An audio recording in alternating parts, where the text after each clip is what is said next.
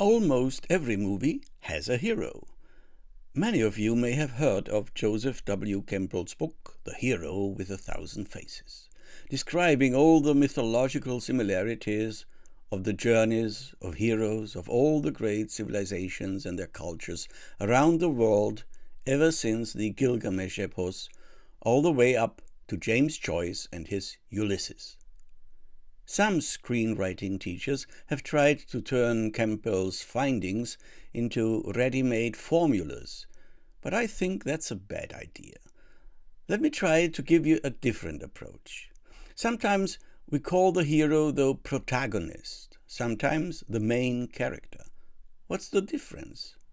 Well, in classical dramaturgy, founded upon Aristotle's Poesis, every story has a protagonist and an antagonist, almost like in a ring fight.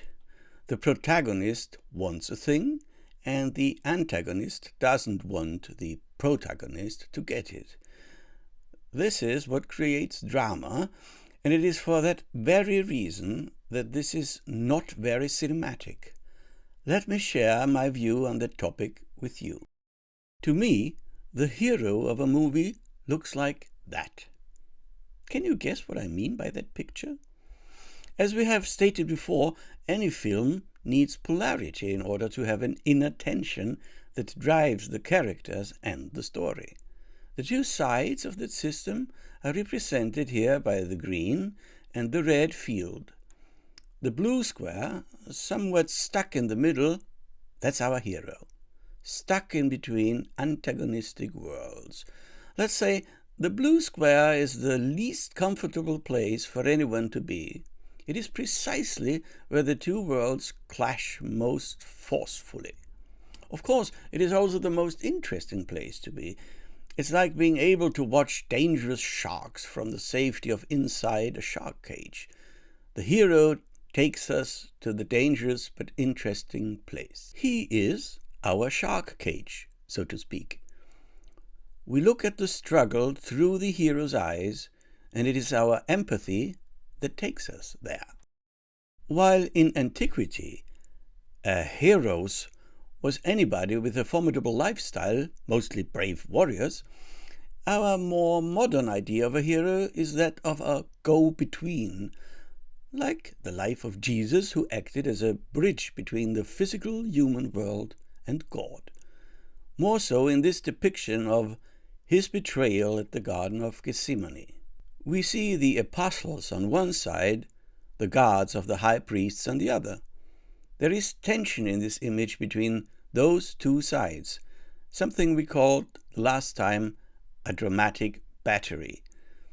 The true drama is happening inside the eye of that dramatic hurricane, if you allow a different image. So, when we aim to create metaphysical drama, we need to establish the environment where the hero is forced to act and make tough decisions. It is like being stuck between heaven and hell, which is actually what the human condition is all about. We have to make the right choices, and those are the tough ones.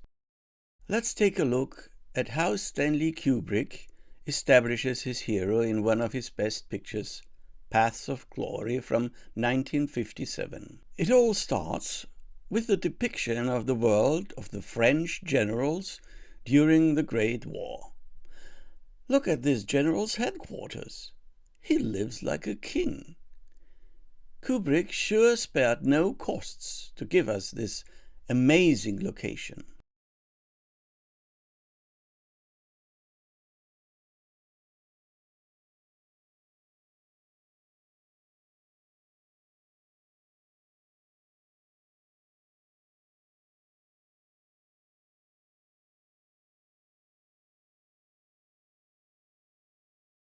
Now contrast that with the world of the common soldier.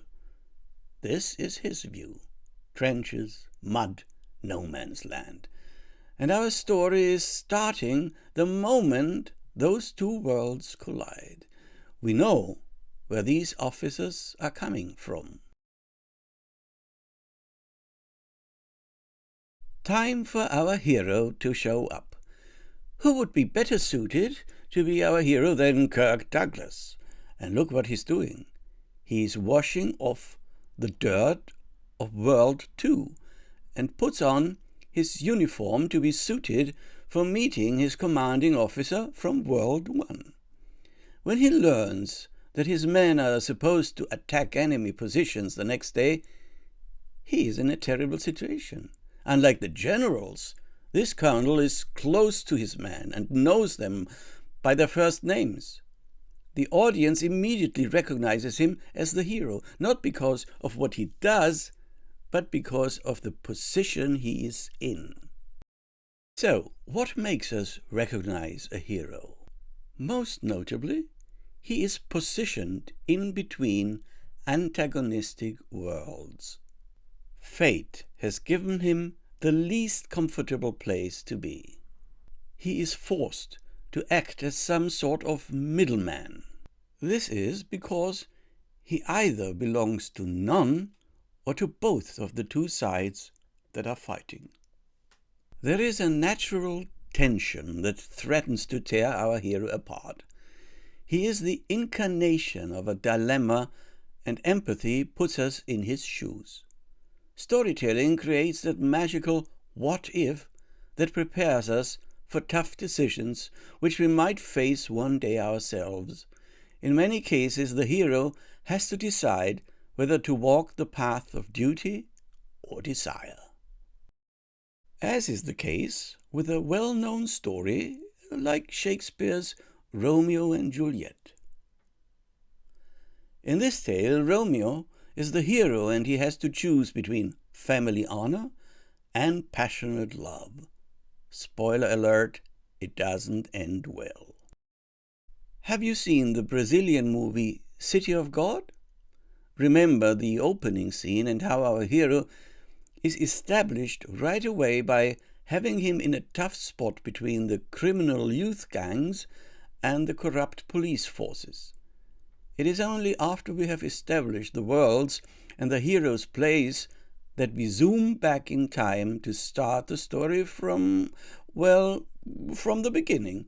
If you want to watch that scene, pause the video and click on the link in the description below before we wrap things up for this time.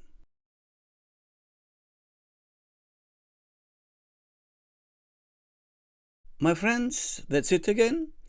Next week we shall take a look at the other characters surrounding the hero, the meanies, the sidekicks, the love interests, and also the minor roles. What is their function in our transcendental dramaturgy? Let's find out. See you around, and God bless.